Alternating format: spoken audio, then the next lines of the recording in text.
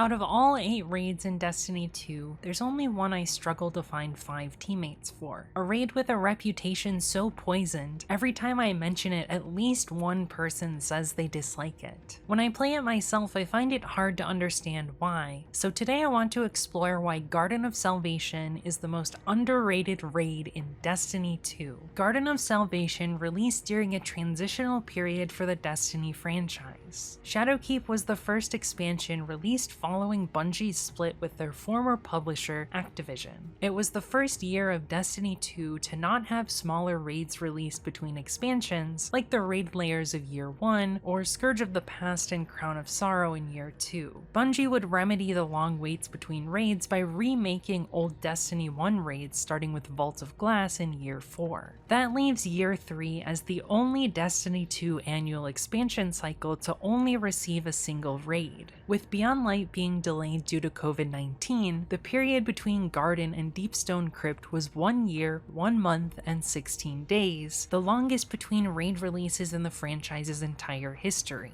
I wasn't an active member of the Destiny community during this period, but friends who were have told me a lot of people got burned out on Garden by having a lack of new raid content during this period. In the 4 years since release, Garden's loot has been power crept to the point where none of the weapons are worth chasing, except the raid exotic Divinity, which is obtained via a quest that can be completed during your first clear of the raid. As a result, many players who weren't raiding during Year 3 only do Garden once for their Sherpa and Div run. All of these factors combine to make it exceptionally difficult to find a group to run the raid, and make it much more likely that anytime you run Garden, someone either needs to be Sherpa'd or given a refresher on how the mechanics work. The average team not being very experienced or knowledgeable about the raid makes it far more likely that people get frustrated with runs not going smoothly. This creates a self-fulfilling prophecy where players think running Garden isn't fun, so they don't practice it, making it harder to have a good time when they do. It doesn't help that the core mechanics of Garden are somewhat finicky. The tether boxes, like any mechanic whose primary interaction is via the player dealing damage to them, are easy to accidentally activate with splash damage, which can lead to wipes happening that nobody is immediately able to identify the cause of. It doesn't help that being tethered instantly sends you into third person, making it impossible to use your weapons or abilities, which can sometimes cause major damage loss or a wipe. The Sanctified Mind's teleport mechanics are also easy to accidentally activate via splash damage, restricting the viable loadouts for the raid, which many people find annoying. It's a similar situation to the Bells of Conquest in the Duality dungeon, albeit far more forgiving to accidentally activate. Getting tethered or teleported in Garden at the wrong time doesn't instantly kill or wipe you, but can cause cascading issues that lead to a wipe eventually. Once you understand this fact about both mechanics, I find them very easy to work around, but given how infrequently most players run this raid, many don't remember or never learn this in the first place, leading to frustrating, unexplained wipes. There's nothing worse than asking why a wipe happened and hearing absolute silence from your team. Garden of Salvation features a return to the Black Garden to investigate a mysterious signal, a throwback to the original Destiny 1 campaign where the Guardian destroyed the Black Heart. The first encounter actually begins in the room where the climax of the Destiny 1 campaign occurred, which you can tell by looking at the decaying statues of the Soul Progeny Vex Axis mines and the shape of the room. In the years since the Guardian destroyed the heart, flowers and grass have reclaimed the room, returning it to nature. It's also an interesting contrast to see this room that originally was super dark and ominous and foreboding the first time you kill the Black Heart there, suddenly be serene and peaceful and light and beautiful. When you enter the raid, you ascend the stairs and come into the Black Heart chamber overgrown with flowers and see the beautiful sky filled with aurora. Garden of Salvation is visually stunning. The Black Garden, rendered with the modern Destiny 2 engine and updated graphics, looks beautiful. Each time I start the raid, go through the field of flowers at the end of the first encounter, or travel up the windmill to the waterfall preceding the final boss, I can't help but stare at the beauty of the garden. It's full of splendor, filled with beautiful flowers and greenery so vibrant it looks alive. The juxtaposition of the Vex, an emotionless horde of barely sentient alien robots with abundant natural plant overgrowth is genius. The mechanical clashes perfectly with the unchecked growth of natural plants and flowers. The Bungie art teams always do a fantastic job creating incredible vistas that feel out of this world, and the Black Garden is some of their best work. Garden of Salvation also has some of my favorite music in the franchise. The opening track, Eden, created by Rotem Moav, Sky Lewin, Michael Salvatore, and Josh Mosser, is haunting and melancholy. It features a string orchestra that plays the main melody, augmented with background vocals that echo in beautiful despair. The tempo is slow and ponderous. The chord progression makes excellent use of minor chords to give a contemplative and sad feel. Eden's chord progression seems so close to resolving the minor chords into major ones, giving a happy and satisfying ending, but it never quite gets to that resolution, slowing to a stop before it can reach the harmony the garden wants. This song represents the natural beauty of the Black Garden. The strings are flowers and plants doing their best to grow and prosper within the garden. As you venture deeper into the undergrowth and face the Consecrated Mind, you hear multiple versions of Temptation, created by Rotem Moav, Sky Lewin, Michael Salvatore, and Josh Mosser. It features heavy synths with an industrial process sound representing the mechanical features of the Vex. Strings are still present for parts of the melody, but the synths frequently overpower them. The tempo is faster and the rhythm is shorter and choppier.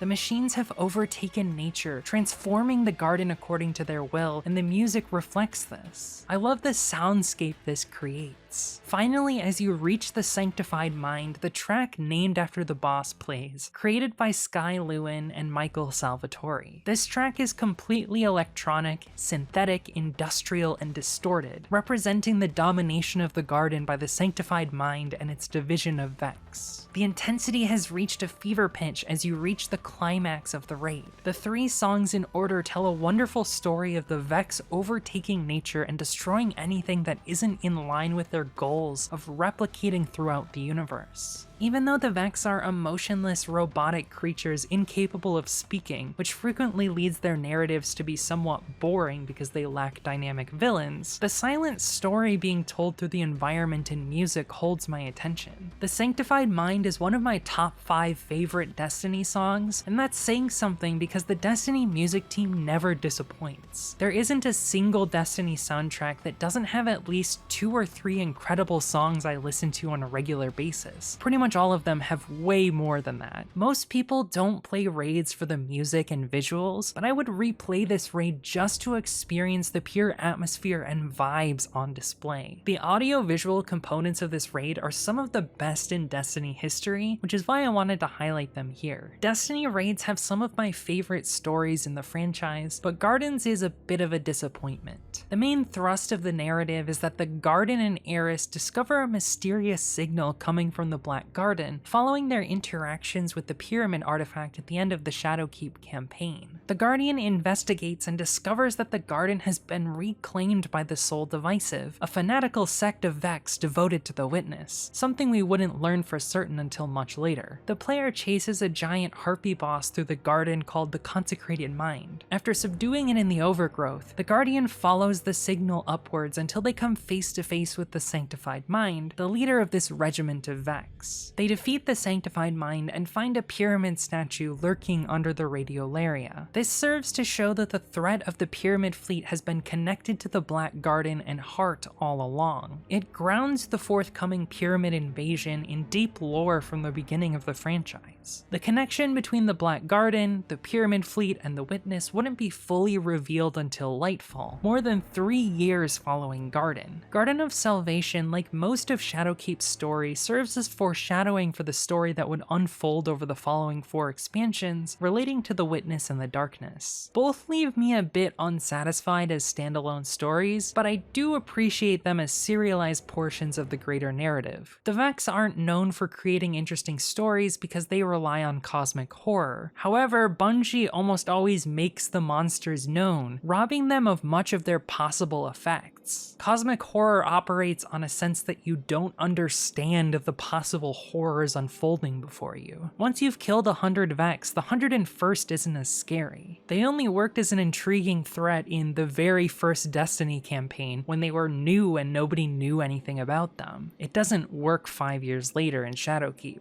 Garden of Salvation thematically connects to the Unveiling lorebook quite heavily, so it's confusing to me why Unveiling wasn't used for Garden's lorebook and was instead released as post-campaign Shadowkeep content. In terms of Garden's story itself, I like the narrative being told environmentally in the raid quite a bit, but everything else is a bit lacking. It's cool that the first 3 encounters involve chasing the Consecrated Mind. It gives them a sense of narrative momentum. You're chasing this enemy that you don't understand and trying to subdue it. The first encounter introduces the player to 2 of the raid's key mechanics, Voltaic Overflow and the tether boxes. The tethers are used throughout the entire raid, but Overflow is only used in the encounters that directly deal with the Consecrated Mind, the first and third. The Consecrated Mind deposits radiolaria on the ground that will explode if not consumed by a player. This gives you a buff called Voltaic Overflow. If you pick up a second Overflow before your 2-minute and 40-second timer runs out, you will die, but the team won't wipe. This is an interesting mechanic that gives the first and third encounters a dance-like quality, redistributing your fire team continuously depending on who has Overflow and who doesn't. Sometimes someone needs to sacrifice a revive to prevent a wipe. That ability to sacrifice yourself to prevent a wipe is really interesting and doesn't really appear in much other content. It's really well executed. In the first encounter, you get Overflow so that other players have enough time to connect the tethers and open the next area of the arena. This is accomplished by defeating giant hydras called Angelics to drop the shield and make the tethers usable. This mechanic is used throughout the entire raid. I don't actually have a strong opinion on the tethers, and I think they're executed fine and get a lot of flack for being glitchy when people just don't really understand how to use the mechanic. The second encounter reuses a mechanic from Vault of Glass with a twist. The Vex try to sacrifice themselves for confluxes, but some Vex have shields that can only be broken by players with the Enlightened buff. This buff is acquired inconsistently, as in the second encounter you acquire it by tethering to one of the confluxes, but the third and fourth encounters make you acquire it by depositing motes in the confluxes like in Gambit. I personally prefer mechanics to be consistent throughout the raid and let the player naturally build upon what they've learned with each previous encounter, so I don't like that this varies depending on what encounter you're in. At least it stays consistent once it changes though. Each boss has its own unique mechanic. In the Consecrated Mind boss fight, the player must contend with the beast's numerous eyes. Only the player who picks up the Overflow will be able to see which eyes are active out of a total of 6, which must be shot to stun the boss temporarily and delay a wipe. If the eyes aren't destroyed in time, the player who obtained the Overflow will die, escalating the stakes of getting the Overflow from the first encounter. This must be done continually until the rest of the players can deliver 30 motes to charge the conflux in order to break the boss's shield and start damage. If any Vex sacrifices at the conflux, you'll need to get even more extra motes in order to fill it up completely. This is a nice evolution on the mechanic from Vault of Glass, as it's not very interesting to sit in a single spot and defend the conflux. The mote complication is an awesome choice and is very intuitive for anyone who's played Gambit. Because it's mostly reused from older content, it's not the most interesting to learn, but is well executed. However, the eye mechanics are completely new and some of my favorite mechanics in any raid. I love mechanics that involve only one player being able to see something, but requiring the rest of the team hearing that call out to take the appropriate action. It makes success require careful coordination between team members, which is always very satisfying when executed properly.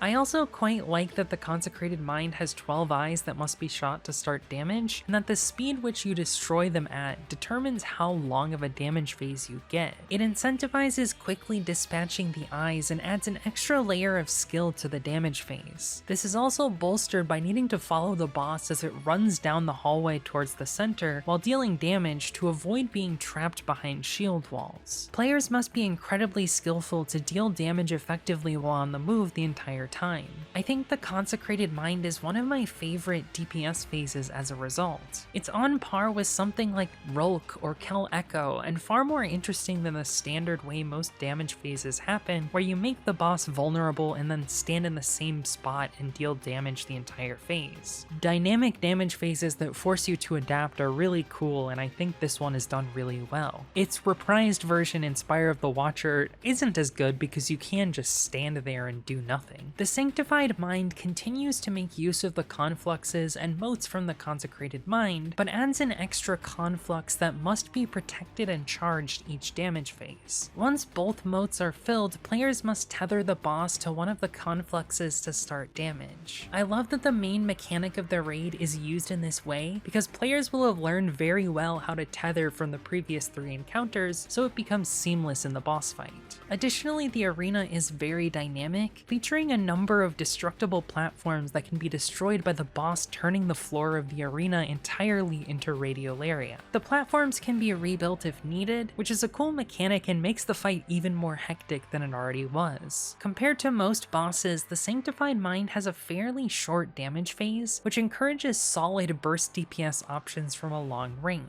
This is fairly abnormal for raid bosses. I like how unique the Sanctified Mind is in this aspect. I also like how hectic the boss fight is, with gathering motes, protecting confluxes, teleporting, and rebuilding the floor all happening simultaneously. The banger boss music also helps quite a bit. Garden of Salvation's raid exotic Divinity is one of the most polarizing in Destiny history. One of few true support weapons in the game, Divinity is a special ammo trace rifle that applies a modest 15% debuff to enemies, while providing a massive bubble around the enemy that acts as a giant crit spot. Before the nerf to the debuff, it was originally 30%, which was very controversial because it made the weapon so meta it was mandatory to have at least one in every raid. You would lose out on a lot of free damage if you didn't use it with linears on most teams. The math worked out so that the player using Divinity wouldn't sacrifice any damage and would actually increase the damage of the team by not using a power weapon. I think it's better now where it is an actual damage trade-off to have someone run Divinity as opposed to being only an upside. After the nerf, it has a nice spot in the meta, only being useful for damage on bosses that are difficult to crit, but also don't work well with splash damage options like rockets or grenade launchers. Linears plus div is a fantastic strategy that's still meta for some encounters like Ear Ute or the Consecrated Mind. The quest to acquire Divinity is fairly straightforward.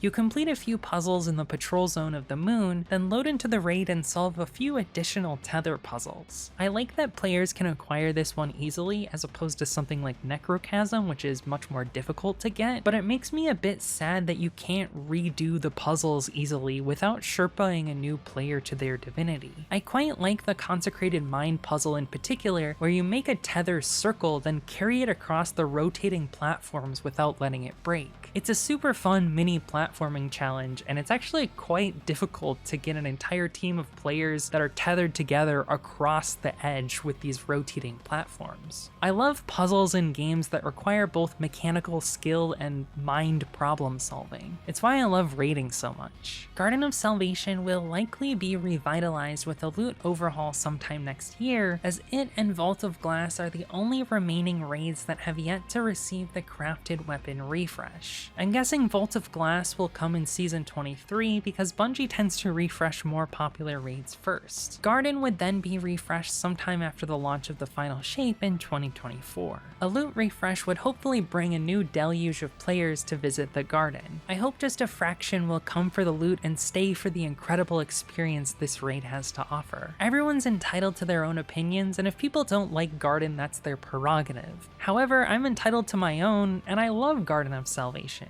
I think it's really underrated and gets a bad reputation that's not really its fault. The worst part of the raid is finding people to play it with in my experience. Once you actually get into the raid, I usually have a pretty good time. Comment below what you think of Garden of Salvation. I'm curious to see how many people agree or disagree with my assessment of the raid. If you've enjoyed this video, consider subscribing. It helps me dedicate more time to making videos like this one. I post new videos about Destiny or other games that I like to play every few weeks. My name is eforme, and I would like to thank you for watching.